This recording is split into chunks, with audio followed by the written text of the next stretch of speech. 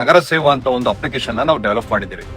ಈ application main ಉದ್ದೇಶ ಏನು ಅಂತ ಹೇಳಿದ್ರೆ, ಹಸಿ ಕಸ, ಒಣ ಕಸ ವಿಂಗಡಣೆ ಮಾಡಿ ಎಷ್ಟು ಜನ ಕೊಡ್ತಾ ಇದಾರೆ, ಎಷ್ಟು ಜನ ಕೊಡ್ತಾ ಇಲ್ಲ ಅನ್ನೋದ್ರ ಬಗ್ಗೆ ನಾವು ಟ್ರೇಸ್ ಔಟ್ ಮಾಡೋದಕ್ಕೆ, ಹಾಗೂ ಏನು ಸಾರ್ವಜನಿಕರಿಗೆ ಏನ್ ಅನುಕೂಲ ಅಂತ ಹೇಳಿದ್ರೆ, ಕಸಗಳು ಯಾವ್ದು ಗಾಡಿಗಳು ಮನೆ ಹತ್ರ ಬಂದಿಲ್ಲ ಅವ್ರಿಗೆ ಇವಾಗ ಇದ್ರೊಳಗಡೆ ಈ ಅಪ್ಲಿಕೇಶನ್ ನಾವು ಏನ್ ಸ್ಕ್ಯಾನ್ ಮಾಡ್ದಂದ್ರೆ ಆ ಡೀಟೇಲ್ಸ್ ನ ಅವ್ರಿಗೆ ಸಿಗುತ್ತೆ. ಗಾಡಿ ಬಂದಿಲ್ಲ ಅಂದ್ರೆ ಕಂಪ್ಲೇಂಟ್ ಮಾಡಬಹುದು. ಈ ತರ ಎಲ್ಲ ಒಂದು ಸೌಲಭ್ಯಗಳು ಈ ಅಪ್ಲಿಕೇಶನ್ ಸಿಕ್ಕಿದೆ.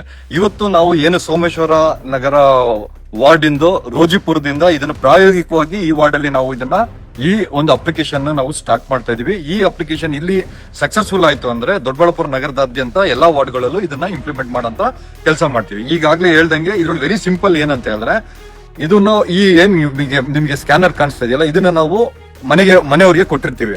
ನಮ್ಮ ಗಾಡಿಯವ್ರು ಬಂದ್ಬಿಟ್ಟು ಇದನ್ನ ಸ್ಕ್ಯಾನ್ ಮಾಡ್ತಾರೆ. ಇದನ್ನ ಸ್ಕ್ಯಾನ್ ಮಾಡಿದಾಗ ಇದರ ಅರ್ಥ ಏನಾಗುತ್ತೆ ಅಂತ ಹೇಳಿದ್ರೆ, ಈ ಮನೆಯವರು ಈ ಸ್ಕ್ಯಾನ್ ಅಲ್ಲಿ ಏನಂದ್ರೆ ಈ ಗಾಡಿಗೆ ಕಸ ಕೊಟ್ಟಿದ್ದಾರೆ ಅಂತ ಒಂದು ಕ್ಲಾರಿಟಿ ಸಿಗತ್ತೆ.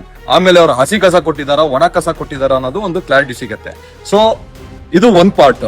ಎರಡನೇ ಪಾರ್ಟ್ ಏನಂತ ಹೇಳಿದ್ರೆ, ಇವಾಗ ಇವರು ಗಾಡಿ ಏನಾದ್ರೆ ಇಲ್ಲಿ ಬಂದಿಲ್ಲ ಅನ್ನೋದಾದ್ರೆ ಅವರು ಅದ್ರೊಳಗೆ ಏನು ಅಪ್ಲಿಕೇಶನ್ ಅಲ್ಲಿ ಹೋಗ್ಬಿಟ್ಟು ಗಾಡಿ ಬಂದಿಲ್ಲ ಅಂತ ಹೋಗ್ಬಿಟ್ಟು ಮೆನ್ಷನ್ ಮಾಡಬಹುದು. ಅವಾಗ ಆಟೋಮೆಟಿಕ್ ಆಗಿ ಗಾಡಿ ಬರೋದು. ಇನ್ನು ಮುಂದಿನ ದಿನಗಳಲ್ಲಿ ಗಾಡಿ ಎಲ್ಲಿ ಬರ್ತಾ ಇದೆ ಅನ್ನೋದನ್ನು ನಾವು ಟ್ರೇಸ್ ಔಟ್ ಮಾಡೋಂಥದ್ದನ್ನ ಈ ಅಪ್ಲಿಕೇಶನ್ ಅಲ್ಲಿ ಇಂಪ್ಲಿಮೆಂಟ್ ಮಾಡ್ತೀವಿ. ಸೊ ಇದರಿಂದ ಏನಂತ ಹೇಳಿದ್ರೆ, ಏನು ನಗರ ಸ್ವಚ್ಛತೆ ಇಡೋದ್ರೊಳಗೆ ತುಂಬಾ ಅನುಕೂಲವಾಗುತ್ತೆ.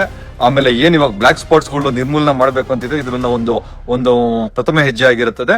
ಅದರಿಂದ ಇದಕ್ಕೆಲ್ಲ ಸಹಕರಿಸಿ ಅಂತ ನಗರಸಭೆ ವತಿಯಿಂದ ಅಧ್ಯಕ್ಷರು, ಉಪಾಧ್ಯಕ್ಷರು, ಸ್ಥಾಯಿ ಸಮಿತಿ ಅಧ್ಯಕ್ಷರು ಹಾಗೂ ಕಮಿಷನರ್ ಅಲ್ಲಿ ನಮ್ಮ ಟೀಮ್ ಇಂದ ನಾವೆಲ್ಲ ನಿಮ್ಮನ್ನ ಕೇಳ್ಕೊಂಡು